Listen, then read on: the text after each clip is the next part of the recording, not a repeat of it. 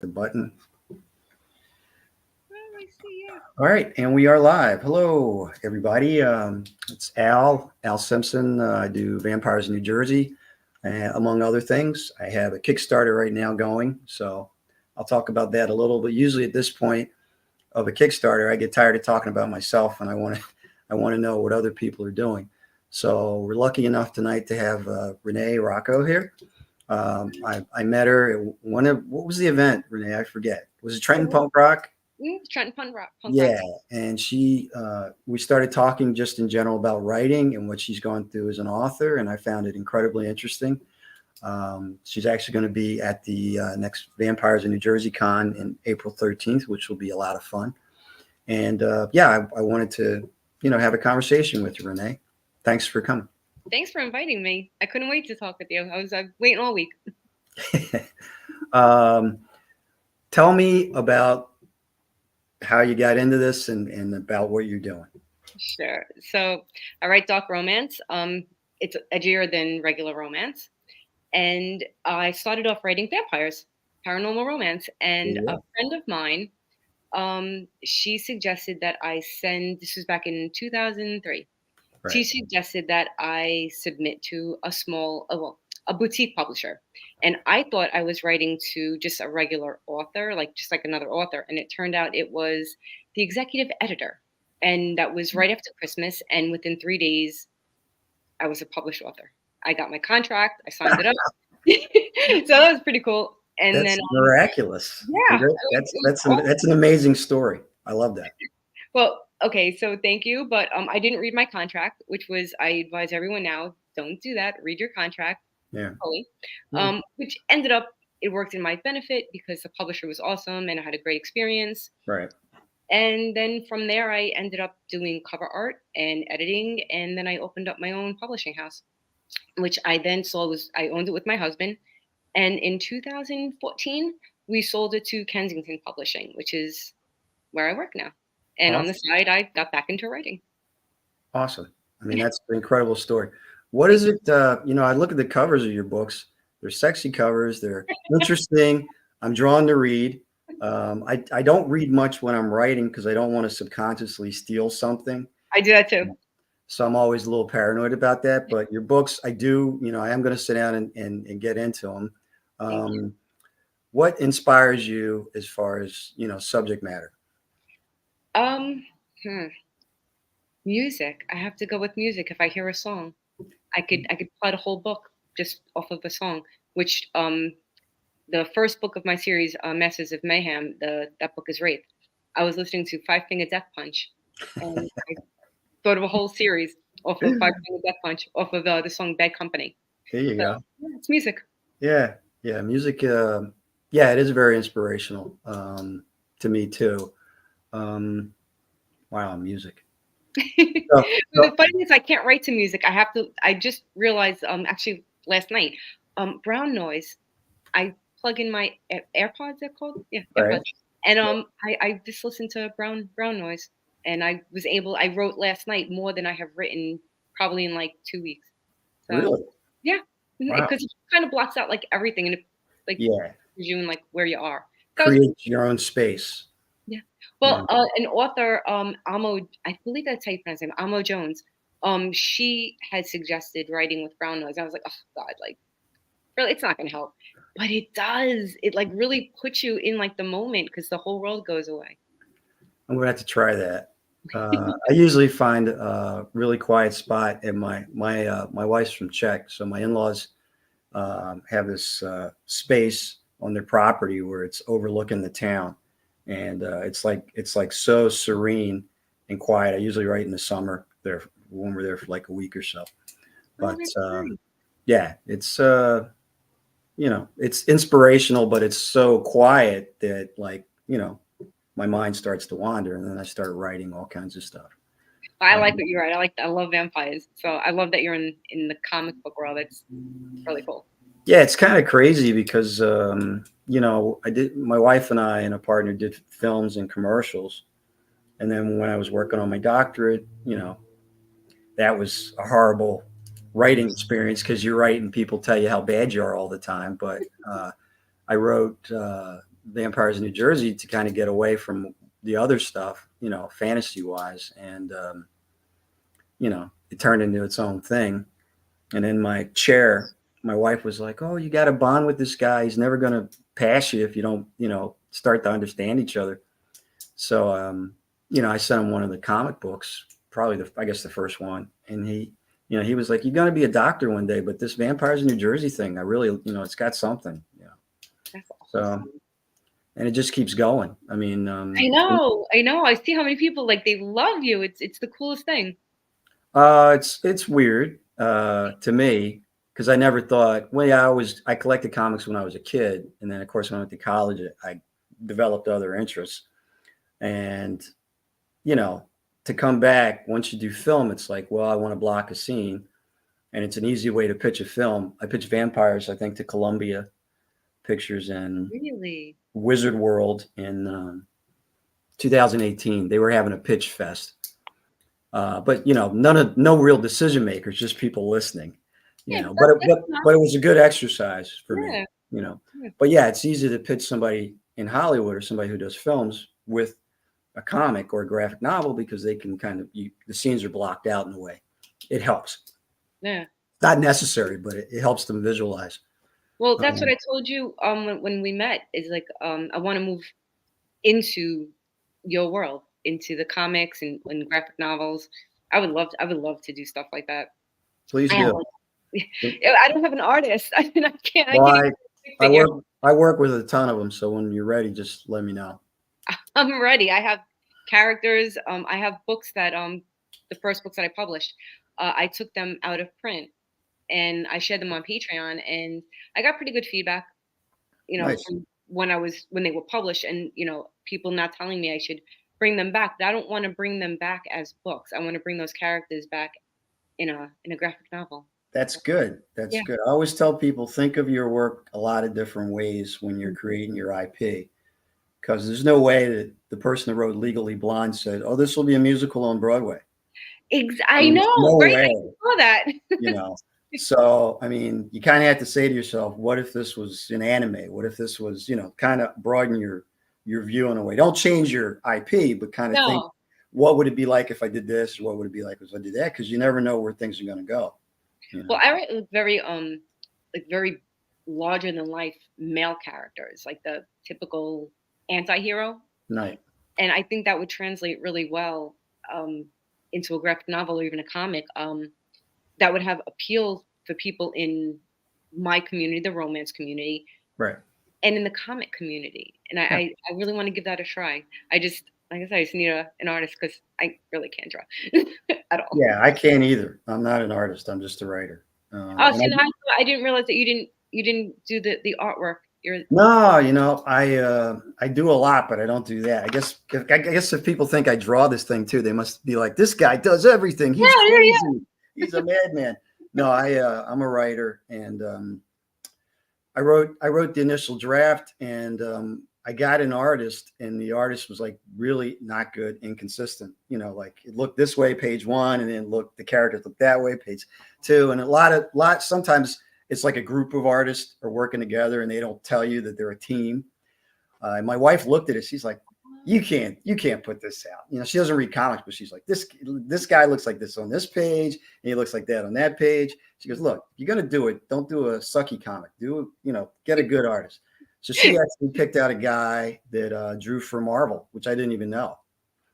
Oh, You know, that's so cool. yeah, he drew Silver Surfer, and he liked the idea. He was like, mobs versus vampires. I could do this. I could do that. I could do all this stuff. So he got excited, and then he helped me out with the first drafts of the book. Of course, he ghosted me after that, but it was inevitable. I researched him afterward, and I found out that he had actually ghosted at the height of his fame.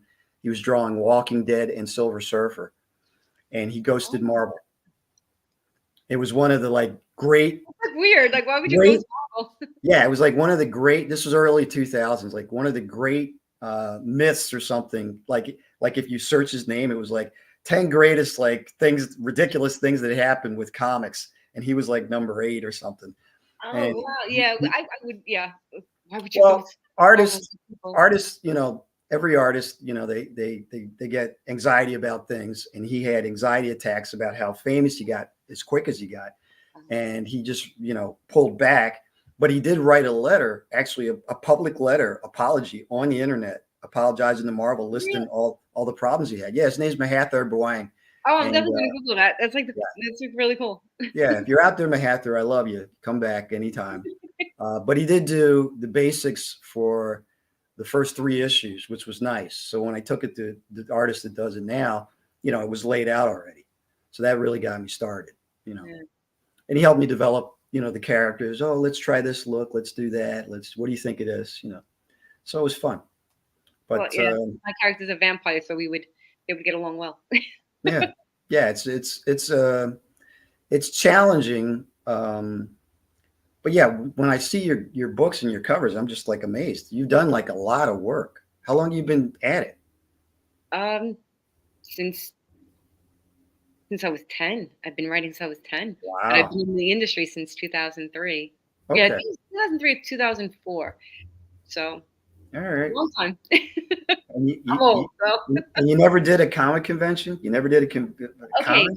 So my You had to family do and I, one, yeah, we went to Comic-Con in okay, Manhattan. right. But really, like that was it. We go to horror conventions, my husband and I, we drag our kids. It's the funniest thing. Um, that's really like I never thought to actually you know, branch out into that world. Even though like if you look around my house, like it looks like Halloween all year round. We are my husband and we are such yeah, oh it's ridiculous. The funny thing is I have a doll phobia. Like I Yeah. hate like Barbie dolls, like they scare the crap out of me.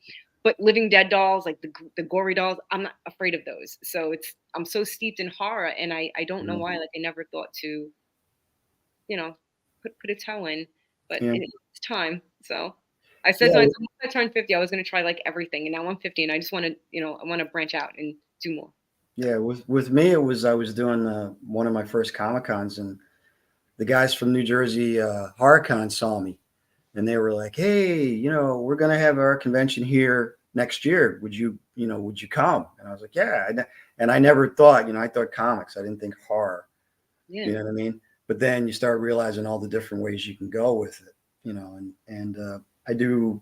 I did Monster Mania up in Oaks, We PA, were there. and We that were was in Cherry Hill. yeah, that was great. Well, that's the other one's right near my house actually. Yeah. But it's and you know how big they are and how crazy they are. So Yep. it's a big wide world. A lot of people are interested in different stories than what they already know. That's the thing I always tell everybody. Everybody goes to those things and they want to see, the person that played Jason and person that played Freddy and all that, but they're always out of the corner of their eye looking for something a little different, and that's where we come in. You know, Yeah. something Yeah. they Like I haven't. never thought to bring my books to like a horror convention because I never considered it. Like I never considered my books appropriate for that. But I don't write conventional romance. Or like you don't write like an eye gouging scene in a regular Well, romance yeah, novel. that's perfect. Yeah. So yeah, I really should try to branch out into because I limit myself and I really shouldn't do that. Well, you're busy. You have a life too. It's, Yeah, but I I'm mean, lucky. I have a very supportive family who's like, just go, let's go, let's do stuff. And I'm like, no, I don't think so. So I have to stop with that way of well, thinking. it's up. Like, It's up to you. You got to do things that feel comfortable to you. You know what I mean? Because it comes across in your presentation and your sales thing. yeah, I've been lucky enough recently that I had a couple people work with me at the convention that want to work with me on a regular basis. So I've been doing it myself probably the last 4 or 5 years. So now it's like I have help, which is nice. But I don't know. I'm trying to think. The cons I've done, I'm pretty adaptable. You could throw me anywhere and I'll be like, yeah, let's put the table out and this stuff up and go. yeah, So yeah. I usually have a pretty good time at every convention. Yeah, well, Um, you're lucky because you get accepted into them, and I'm not looking to like, oh, it's me, but well, no, I get turned down. I get turned down a lot. I've gotten I turned don't. down by everything, like literally like everything. They're like, oh, you don't have enough followers on social media. Oh, you don't have enough books out, or you're not popular enough in the romance community. And Nah. every single one, Publishing is they're very picky. Yeah, yeah, I You was, know? like, so lucky I got into 2. One's gonna be in Atlantic City, and the other one is, in Salem, actually, Oh, for wow. Halloween, yeah, and I That's was like, cool. "Oh my god," like, I was so excited that I actually got, like, accepted into them. Yeah.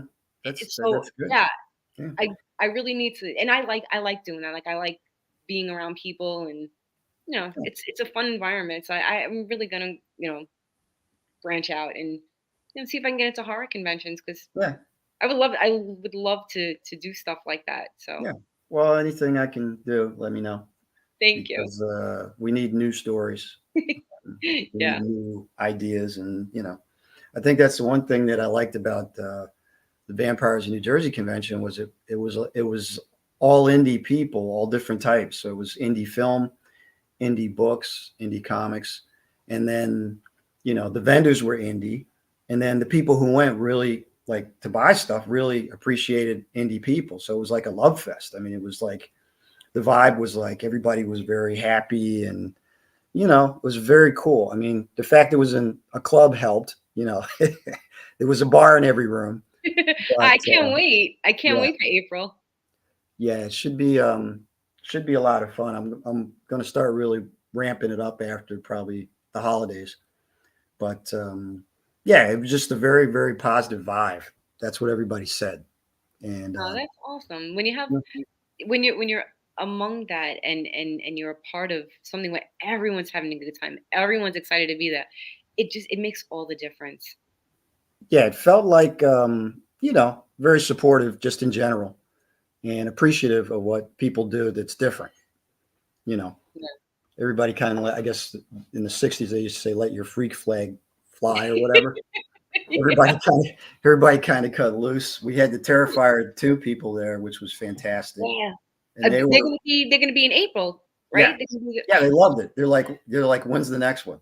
oh, I So can't wait. so they'll be there again, Yeah, and I love that movie. I love those movies. So, yeah, they're you know what? I haven't seen it yet.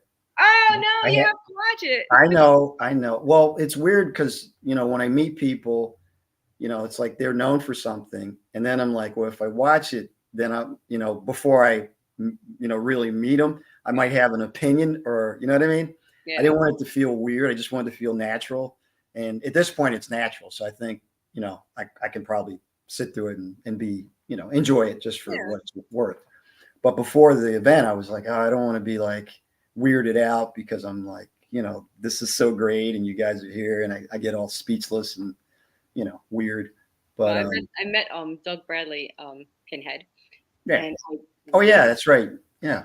I lost it. I was like, "Oh my god, like, you're right here. Oh my god." Yeah. And he was just like, "Oh, you poor little thing. Like, are you okay?" Yeah. Like such an idiot. But, oh, Yeah. I totally, like, derped out. I was such a geek when I met him. Yeah. We saw him twice at 2 different conventions, and I did the same thing different times, and we have, like, a wall of all, like, the horror people that we've met at Yeah. conventions. Yeah. It's usually me, like, like, "Oh my god, I'm sitting next to this person." So, yeah, it's bad, but Yeah. I get the same way. When you're working the conventions, but then the famous people are there, and before the convention start, everybody's just walking around being themselves, and yeah. it's like, hey, Ernie Hudson from Ghostbusters. You know what I mean? What's up, Ernie? Where was who? I've sat next to some famous people, but I didn't really get to you know converse with them. Richard Grieco is probably the only one. What was he, Booker, right? Yeah, I think, yeah, he Yeah, was on 21 Jump Street. yeah, yeah, Said yeah. the little girl in me. Yeah. I was in the men's room, and he walks in, and I'm just like, oh my god, it's Richard Grieco. Like all of a sudden, I turned into a fangirl. So I go up, I go to wash my hands, and this long row of sinks, and I know like at one end there's no paper towels, so I'm like, oh, he's gonna have to walk down here because the paper towels are down here. So I wash my hands, and he comes over, and I'm like, dude, you probably hear this all the time, but I love your work. He was Yeah. doing an indie film, so that's why he was there. But he was like, and he did the hair flip that they used to Oh, do in no, the he '90s. didn't. Yeah, it was incredible. I said, that's what we love about you, dude. So I have a bathroom story. yeah, The movie Hostel, the first one. mhm. I don't know her name, so it's terrible, It's but, all right. the brunette. the Yeah. one who like sets everything up for the guys to get like, kidnapped. Right. She was in the bathroom. So I walk in the bathroom and I went, "Oh my God, please don't kidnap me." And she looks at me like, mm, That's priceless. yeah, yeah. I derped out with that too. And she Yeah. just is like, "Okay, I'm just gonna put distance between, us now and leave." And I was like, "Oh Yeah. God." It's So I came well, running out. I told my husband, I'm like, "I just told the girl from hostel, please don't kidnap me." And he's yeah. like, "Oh, that would be you." Yeah. Well, but that's an obvious reaction. I mean, come on. Now that was filmed in Czech, and I remember when it came out, I was on vacation there and people were all, weirded out, in general. And they were like, well, this isn't really good for our, vacation, Yeah. come to Czech and have fun, you Yeah, know. that's not a good advertisement. Yeah, it didn't fit in well, but people did know where it was. What was the Yeah. other one? What was that movie? Jason Sarissa? Jason Biggs, American Pie. The girl Oh, was oh, Czech. yeah, yeah. Yeah, Oh, was it? Okay, yeah. okay. The one girl he was freaking out about was Czech, and my wife was like, that's not even a good. Her accent's like that's not even a real accent. I was like, it's a comedy. It's not really supposed to be whatever. Okay, Yeah, now when you say that about American Pie and the girl, yeah. the exchange student, my mind immediately goes to not another teen movie that spoofed that, There you go. and the girl was completely naked in the movie in Right. the spoof one, and she even down to the point she had like a little clear backpack, and her name was Areola. That was her cartoon. Mhm. Yeah, they were the days. Yeah. Uh, but yeah, people always ask me with my books, what age? And I say, well, my stuff's like an 80s rated R movie. I said it's not that bad. It's got its moments, but it's not horrendous. Oh, mine's Teenagers straight up read smut. it. Mine's straight up lady porn. Straight Yeah, up lady porn with yeah, a whole lot of violence thrown in. So yeah. I saw. I don't know if you were reading a part or I read a part, and I was like, wow, that sounds incredible. So thank you, thank you. yeah, Yeah, I have a 19-year-old. She's gonna be 19 yeah, Friday. me too, There actually. you go. So you understand.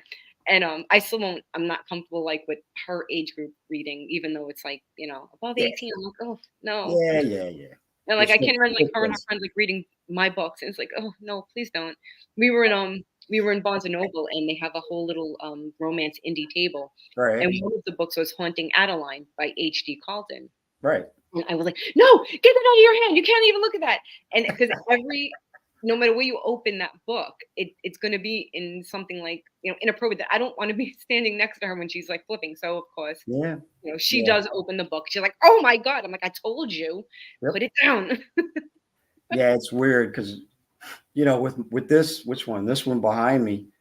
Little kids always look at it and they start coming towards my table, and I'm like, Yeah. it's an attractive nuisance.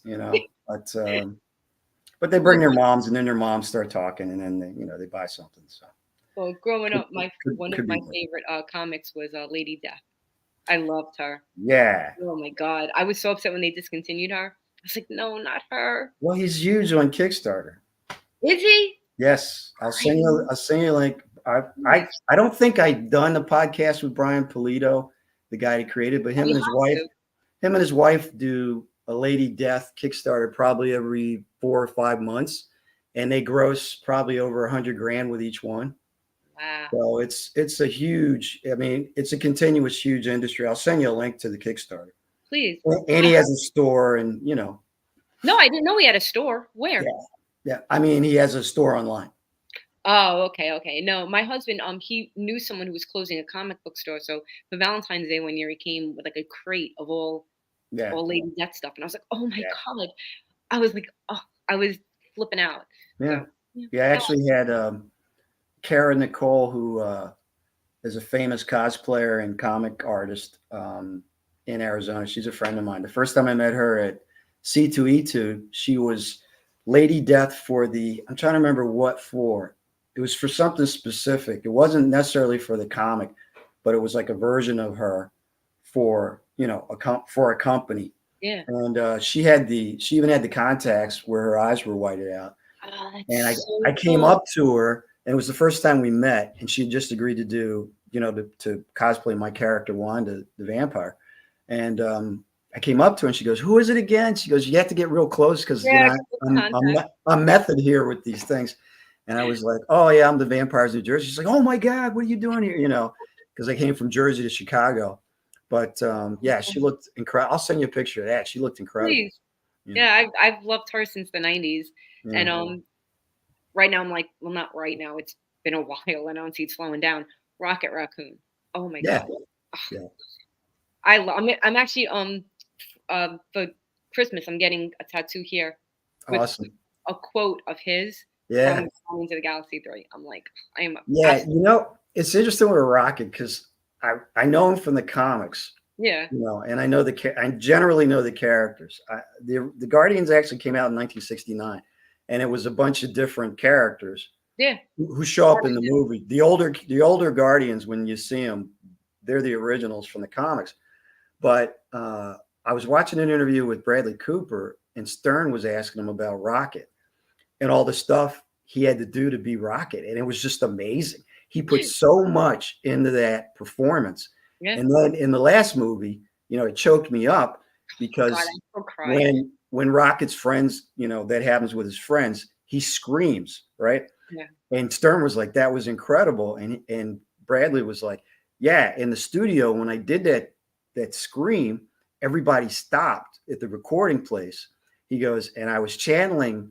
His dad passed away in the last 2 years, and he said I was channeling what I felt, about my father. And my dad passed away in the last 2 years, and I was like, that hit me really hard. You know what I mean? But that's how deep he went with that character.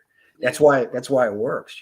yeah. Because they play it like they're real, like Yeah, they're yeah, like you're just gonna walk outside and there's a yeah, Benatar with yeah, Guardians there, and I'm so obsessed. Like I poor James Gunn, I totally yeah. stalked this man online. Like it's Yeah, he's a good awful. guy. That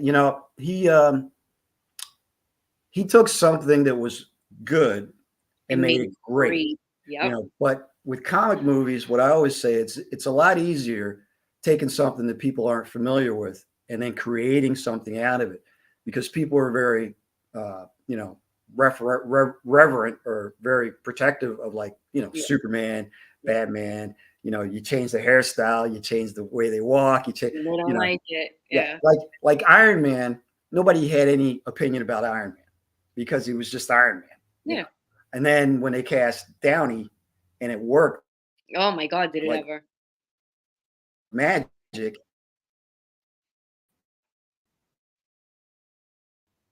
yeah, because they considered him washed up.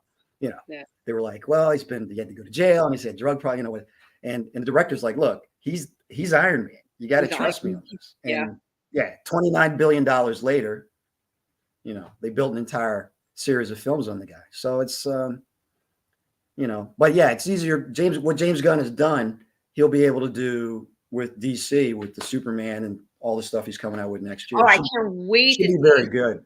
Did you Um, watch Peacemaker? okay, so here's the thing. I don't have I'm like such a big movie buff, and when I Yeah. see something in the series, I'm like, "Ugh, I really don't want to watch it." But it's James Gunn, and I know it's good. An unpopular opinion, mm, I actually like the first Suicide Squad movie. Oh yeah. I don't like Enchantress. I think Right. the actress played her horrible. Yeah. But I really like the first one, and Hmm. I'm not I'm not crazy about the second one. And I know like that's like Okay. the most popular one, but No, there's no, like actually, you know what? Earning wise, they earned almost exactly the same amount of money. yeah, but review wise, people seem to like the Suicide Squad better than just Suicide Well, Squad. he did some original things with, like, Polka Yeah, Dot Man, and he yeah, did some unusual yeah, things to yeah. get attention. But I did like Peacemaker, but because it's a series, I'm like, oh, I was like kind of not wanting to watch it, but Yeah, it's James Gunn. I yeah. have to watch it. Like when I tell you I really stalk this man, it's a disease. Well, I understand I'm why. like, she's commenting on my stuff again. It was the best. I thought it was the best TV series of the year that year. It just was so different. Yeah, Now I'll have to watch it. it's very, very different. It's entertaining. It's profane. You know, it's R-rated. It's got, Yeah. it's just really, really a interesting mix, and it's different. It's probably Right. not for Yeah. everybody, but if you like James Gunn, you'll love Peacemaker. Then I gotta watch it. Yeah. Like I like The Boys. I like that show was pretty good. Yeah. Now I went out and bought I bought like 10 of the graphic novels before the show came out. And the graphic novels are more, they're I'm not going to say obnoxious. They're more they're deeper than the show. Like Okay. they're more outrageous than the show. Like I read the graphic novel, I'm like, they can't do this on Yeah. TV. You know what I mean? And they're doing their version of it, but the comics go so far. I mean, I was dizzy after reading one of them. I was like, this is like, Okay, I have yeah, to buy one then. yeah. All right. I'll loan them to you if you want to read them because Sure. they're really, really, really. If you like the TV show, it's like the TV show plus. Yeah. You know. I like comic book characters. And I got my love of that. My brother, he passed a while ago. He collected them. He even had a Spider-Man #1. Oh, no way. Yep. And then I was just actually telling, I think it was my husband last night. We were watching something, and we were at Home Alone was on in the background, and when he, Kevin. yeah, when he climbs up on his brother's shelves and breaks them all. Yeah. My mother was actually cleaning my brother's room, and she did that with all his comics, and all of his comics were kept in individual, like the plastic. Obviously, Yeah. would never open. I mean, I would sneak and read them, but he Mm. didn't know that. And that they were like his prized possession, and she cleaned in all the shelves, just Yeah. collapsed, and these Yeah. comics were everywhere. And Yeah. oh, he wasn't happy. So Yeah. I think that was the last time my mother ever cleaned his room. So I can't imagine. yeah, But yeah, comics have come a long way, and Hollywood's always looking for stuff to develop.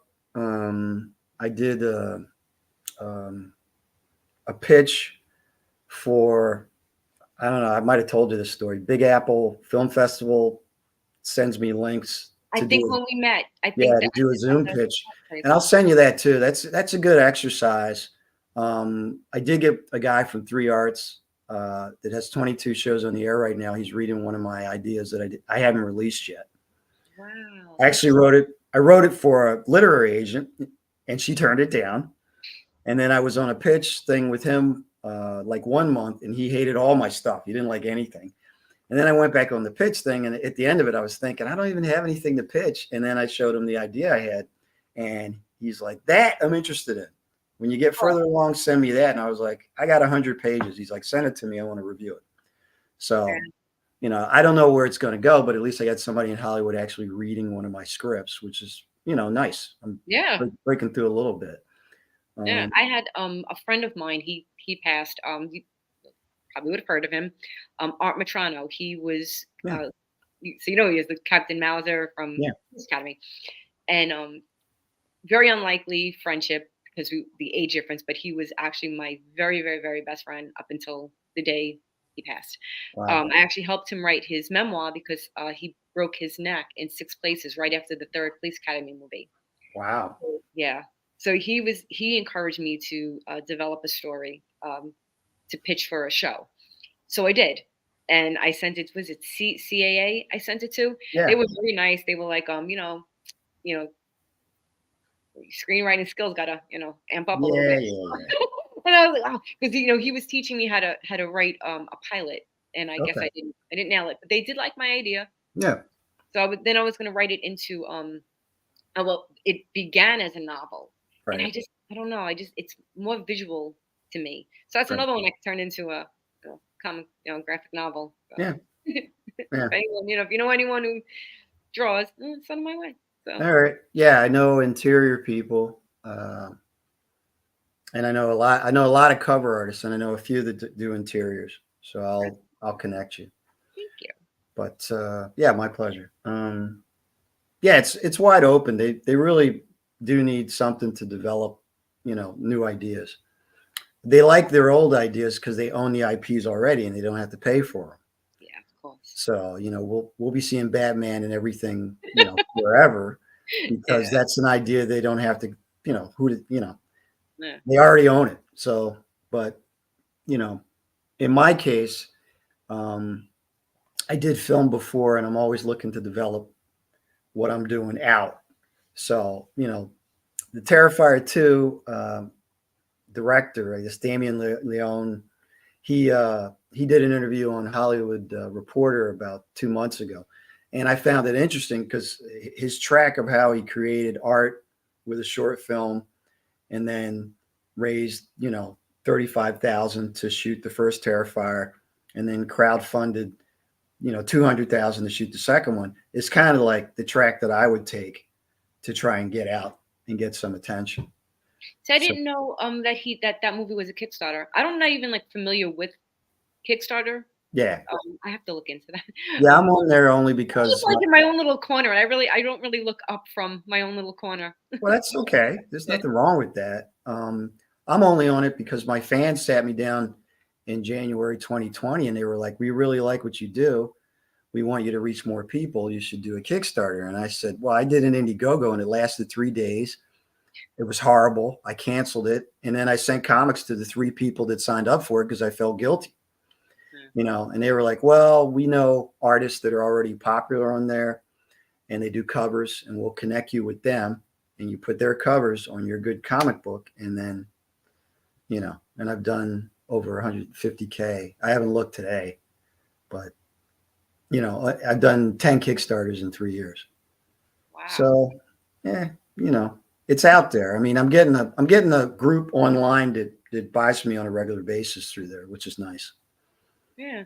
So, Yeah. Like but the romance novel, that world, it's very small and mhm. it's so saturated now with Yeah, it is. yeah, because everyone's writing such different things now, like Mhm. things that you would never imagine, like in a romance novel. People are writing them now, and it's awesome. Yeah. It's such a great it's a great community to be a part of, and it's Mhm. so exciting, like seeing really like ideas get really pushed that Right. 10 years ago would have never been in a romance novel. Yeah. But I've always, like I said, I've always had like that foot in the comic books. I've always loved those characters. I always loved that community. I was just afraid to be like, oh, I won't belong there, but why not? Well, you would. I mean, I know. I'm trying to think. There's at least four authors that were at the Trenton Punk Rock that are friends of mine. They're Yeah. book people. They don't do comics.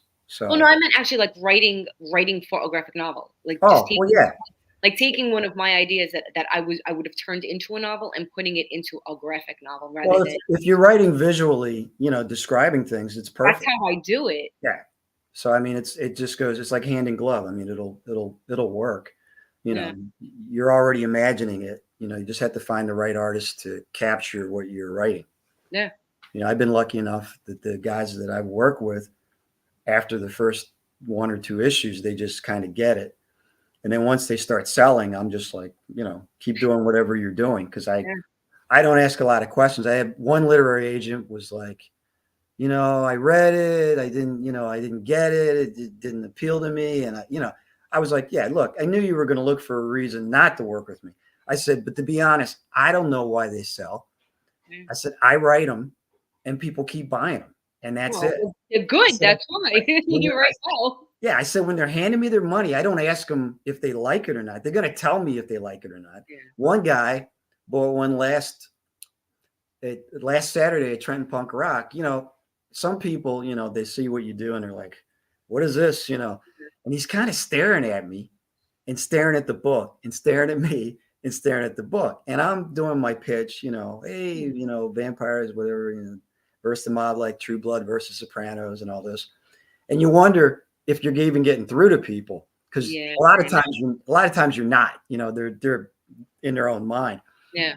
He walks away, but then he comes back and he stares some more. So, so Yep. eventually he bought it. And then literally before he left, he read it and he posted on Instagram, I can't believe how great this is. I had like my expectations were like I didn't have any. And this is an incredibly good read. Like he's posting all over Instagram. I'm like, That's awesome. yeah. So, I can't explain that, and if you don't get it, I understand why you don't get it because I don't get it sometimes, but I try and be consistent with my writing and with the artwork. I've kept the same artists. So if you read one issue of Vampires, you can read all nine. It's consistent that way. Well, that's And that's it. You know. yeah.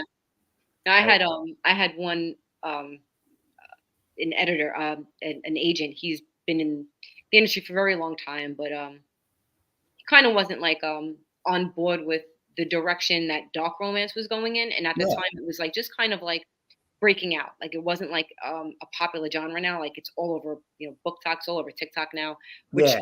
probably gave the rise to the popularities, the TikTok app. Yeah. And he told me the one that I developed into the series. like I said, it was supposed to be just a novel, and Right. it has an unconventional ending. And he was like, "Well, I like your writing. I think it's very strong. The characters Right. are very strong, Yeah. but But you have to change the ending." And I said, "Well, I can't, because the ending sets, like, the whole story revolves around the last, like, shot of right. the ending, like the last, like, That's 3 the scenes." punch. Yeah, Yeah. exactly. And it doesn't, like I said, it doesn't have, like, a conventional happy ending, Right. and he didn't like that. So I was like, "Well, you know, what do you want me to write like?" And he was like, "Nicholas Sparks." And I'm like, "I can't write the Notebook. I can't write that kind of stuff." I was like, "No, no, Yeah. no. There's like no eye gouging in the Notebook. It's Yeah. you know." And no, he didn't like it. He said that it was good, but he hated the ending. And I was Yeah. like, Yeah. I'm not gonna change it. And No, I you called the shouldn't. agent. Yeah. It's organic. I think people respond to the organic naturalness of a person's writing. You know what I mean? It doesn't feel forced or fake. It just feels like like this logic within the realm of what they're writing makes sense. Yeah, You know, yeah. when I throw in a joke about Pootie Tang uh, in my first issue, people get it. You know what I mean? I have two guys having lunch, and the one brings up Pootie Tang and quotes Chris Rock from Pootie Tang. Sedate, you know, but they get it. You know, it's like a Kevin Smith, like, Yeah, sense of humor thrown with some horror thrown in. yeah. So, Well, it's and funny. not I and was not just talking to Jersey Paul. either. Yeah. I mean, I ship all over the world. Yeah, So you were telling me. You were yeah. telling me, when we met you there, you were saying how you're like international, which is Well, once you do a Kickstarter, you get people in Australia who want it.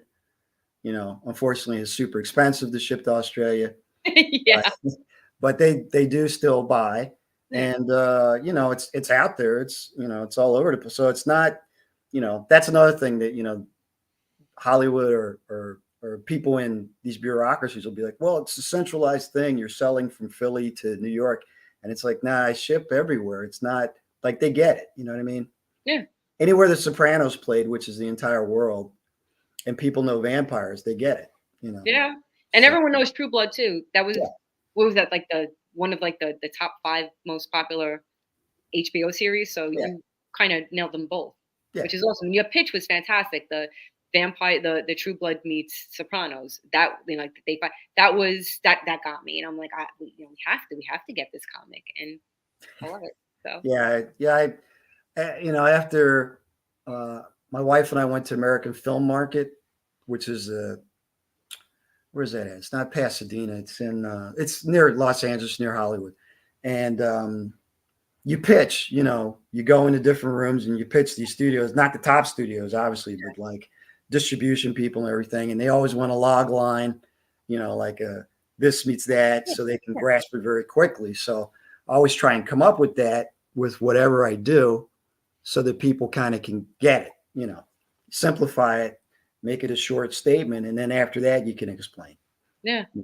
because I'm not an exact copy, but it's kind of like this and this, and then people go, oh, okay, all right, I get it now. Yeah. Makes kind of makes sense to me. See, the thing Makes that I had a problem with the Masters Mayhem series is I had, like, this idea in my head, mhm. obviously, and I didn't know how, like, I wrote the book, the first book, Wraith, and then I never thought about how to sell it, how to pitch it. And Yeah, even to this day, like, it's dystopian, but just a little bit, like, it kind of runs in the background, and it never really found like, traction, because I think it was probably me. I didn't know how to market it. I didn't know how to condense the genres and the yeah, settings and the tropes, and yeah. put it out there. And with them, I'm gonna write the last book of that series. And I was talking to a friend of mine actually this morning, and or it was yesterday actually, All and right. she and I were gonna work together to relaunch the whole marketing Yeah, aspect of those books. nice. Yeah, because now that people read it and I got feedback, I could more, like, I can get that log line. I can get a Yeah, better tagline for yeah, it. yeah. So They'll tell you. Once people start reading your stuff, they have opinions, and they're like, yeah, yeah, I've listened to the people reading, the stores, the local comic store owners. They told me to do graphic novels. yeah, They were like, you got 5 issues, Al. Just slap them together and do a graphic novel. It allows people to get into your stories quicker. That way Yeah. they don't have to chase down like all these issues. And I was like, okay, and then they sold. So it's kind of like the feedback has helped me focus what direction I should go next, Yeah. Yeah, which like, is, I know there's authors that are like, "Oh, I don't read my one-star reviews." I'm like, "I love those." I yeah, those are the ones I go for. They're hilarious. I had yeah. one person write, and it was like, oh god, it's like almost verbatim with, the Grim Tower duet. Mhm. Their, a smutty take on Rapunzel. Someone wrote, "In the 2 hour" can I curse on this? Yeah. Okay, she wrote, in the 2 hours it took me to speed read through this piece of shit, I could have just watched Tangled." And I'm like, "I love this. This is my favorite review ever." Like, and I even, like, I saved it, like, I screenshotted it. Yeah, Yeah. so like, whenever I want, like, inspiration, I just, like, pull that one up, and I'm like, "Oh," and the time it took me to read this speed read this piece of shit, I'm like, "I Yeah. love that." Nice. Well, yeah, it's direct, Yeah, right, which exactly. which I prefer. Yeah, You like, know. you're not gonna please everyone, and I just know, like, people like this, they so shy away from, like, their critical reviews. I love those. Bring Yeah. them. I wanna read them. Yeah. Yeah. Yeah. I remember when I had my first issue, and I was at my kids were taking lessons, music lessons at this store, and there was a guy there that I'd been talking to about the book, and I gave him the first issue, and he totally destroyed it. Like he told me all the ways it was horrible, like Yeah, terrible. And yeah, I think like 3 years later, when Kevin Smith was telling me how great it was, I thought of that guy, and I'm like, I wish I could talk to that guy again. yeah, Just yeah. just to say, well, it's terrible for you, but Kevin Smith asked me how I did it. You know what I mean? I would go with Kevin Smith. Yeah. I mean, he's like, dude, who's your artist? Oh my god, who's this guy? I'm like, he's Is my. he as nice as he seems? Because he seems like he's a Uh, real. yeah, it's interesting with Kevin because I sold a book or two at New Jersey HorrorCon, Mhm. and the person went home and they contact me online. They're like, dude, look, just put the book in my local store so I can just go walk over and get it. And I said, okay, where's that? Jay and Silent Bob's. Oh my god. So I go, okay, I'll go. So I'm driving up there with my wife and my youngest, and I look at my wife and I'm like, isn't it like that's like a famous place, isn't it? And she's like, look, just go in, take your stuff, and just go. You would just go in and talk to the guy. So I go in, and Mike's there from Comic Book Men, and I never watched Comic Book Men when it was on AMC. So he's just like, dude, Kevin loves indie people. We're gonna put your books right up front with Marvel and DC. It'll be great. So a month later, I don't have barcodes or anything. I don't know what's going on. So I call Mike. I'm like, oh, Mike, how's it going? He's like, dude, all your books are gone. He's like, That's so cool. yeah, he's like, we need more. And I was like, okay, all right, okay. So I think it was like 2.5 years later, Kevin was doing, oh yeah, I know what it was. It was the new store. They moved from like one Yeah, yeah, location yeah, yeah, yeah. to the new location, Mhm. which is bigger. It's on the same street. I mean, it's like, Yeah, it's just you it's know, on the corner now. yeah. I was there So over the summer. I took my kids. yeah, so Kevin actually had I did a movie called Who's Jose Luck in 2010. One of the guys from that movie, actors, started doing claymation stuff in his basement. Ah, that's So cool. he's making like all this claymation movies and stuff. I'm like, that's really good, Joe. Yeah. He meets Kevin. His wife buys him a meet and greet with Kevin for his birthday. They're talking, and Kevin goes, what do you do? And he goes, oh, I do claymation. And Kevin goes, really? Let me see what you got. So he shows him this claymation on his phone. Kevin hires him on the spot. No way, that's so Yeah. cool. So whenever you watch any Jay and Silent Bob stuff and Yeah. there's claymation, like they're clay figures or whatever, that's my buddy Joe Griffo. So when I meet Kevin, I'm getting have you been to the new store? Yeah, I was. Okay. Yeah. So yeah, that he has the shop right there. Yeah. So we're taking pictures. Him and Jay are standing on one side of the shop and I'm standing on the other side. And I look at Kevin and I go, Kev, Joe Garifo. He goes, Joe, I love Joe. And I go, I love him too. And Jay's looking at us like, what's going on with these two guys? Yeah. And we started bonding over Joe, like in the middle of the photography. And That's then I go, dude, my comics have sold out here 6 times. And then Mike was there and he goes, actually 7 now. Uh, he's like, actually, Kev, his books have sold out here. All his issues of his books have sold out here 7 times. And Kevin's like, dude. And I was like, dude. And that was it.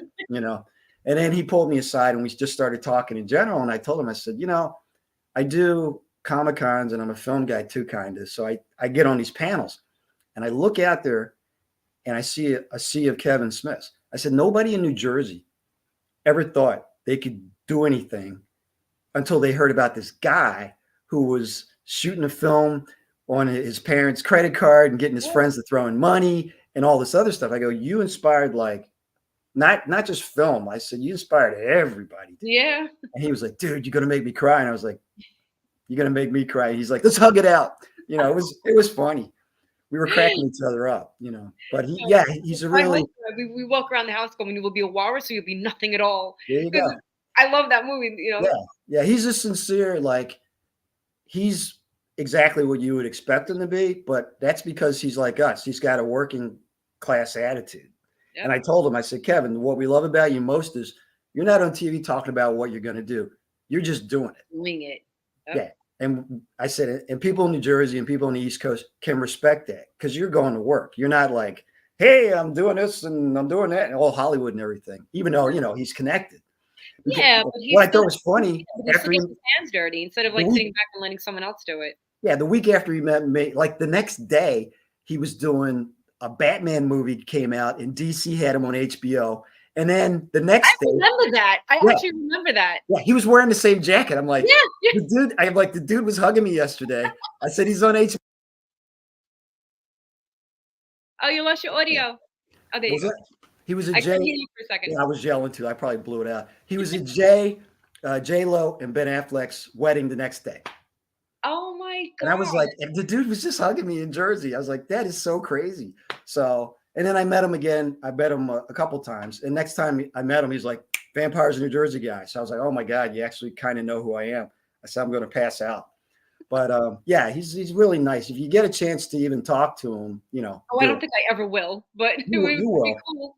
You will. You will. It's just a matter of time. Because he's everywhere. Now that he has the Smodcastle Cinema, he's in Jersey a lot. He's around in Yeah, well, general. that's what it is. Like, I really, like I said, I want to get out. I want to expand. I want to, see what's out there and put myself out there. Because even like people like the people like I communicate with in the romance world, like, oh, we never even heard of you because you're just so quiet. And I'm like, yeah, I am. And around my house, I have a really big mouth. I'm really a big mouth Brooklyn girl. But I get so unsure, and I really shouldn't do that. Like I said, Well, I've turned 50, and I want to do more before I leave this world. So congratulations. yeah, half a century. I'm I got almost, the I'm bad almost, neck, the bad back, the bad hips. I got it all to prove it. yeah, I'm almost the big 6'0", so Oh, I'm, no, I'm getting close. yeah. But it's how you feel, and I Yeah, feel I feel like pretty I've good. grown younger. Weirdly, like Yeah, my body's aging, but I feel like my brain has grown younger over the yeah, years. Like yeah. I just have like mentally more ambition now than I did when I was young. Yeah. So I Well, want to do more. you're focusing. It's Yeah, always like your focus is getting clearer on yeah, what yeah. you want to do, Yeah, well, I Which is think good. it's like I don't know, and this could sound so morbid, but I think now that I have more years behind me than I do in front of me, Yeah. I want to utilize those years better, when it comes to my my writing and all of that than I have been. Because I've always like when we own Lyrical Press, my husband would always push me and say, Renee, you have to, don't be afraid to just, take a chance. And, I was like, no, I can't. Like, what if Yeah. you fail? Yeah. But now I would rather fail than not try at all. Yeah. So Yeah. yeah, that's my new philosophy. I'm gonna stick Yeah. to that for a while. Awesome. All Yeah. right. Well, we talked up a storm. Tell Yeah. people where they can get your stuff. On Amazon, just look me up, Renee Rocco on Amazon, and all of my books are there. They're on Kindle and print, and yeah, it's fun writing. So if you read it, Awesome. I hope you like it. Awesome. Thanks. It's been a pleasure talking to you. Same, same. I could talk all night, but Die. So it's a school night. yeah, Actually, I'm finishing a class this week, and I have to grade, and get grades in and all that stuff. I got to Uh, get up with the 13-year-old tomorrow morning at 6 to yeah, get her up to school. So yeah, yeah, yeah. yeah. But It's yeah, wonderful. anything I can do or anything you have questions about, if I don't know, I know somebody, that can get you the information. All But yeah, right. there's plenty of opportunities for you with what you do. It's brilliant stuff. Thank you. And yeah, there's a whole, new crowd out there waiting to meet you and read your stuff. So, Yeah, well, I'll see you in April. We'll all talk right. again. Yeah. Thank you so much for having me. Yep. Thank you. Bye, Renee. Bye. See you, everybody. Bye. Vampires in New Jersey Kickstarter is still up for another week. Go on and get some cool stuff. One of these T-shirts, some cool books, and Vampires of NJ on Instagram if you want to follow me. And I actually have a couple more interviews this week. Carmen Costas tomorrow does a fantastic book, vampire comic. We'll talk about, and have a good night.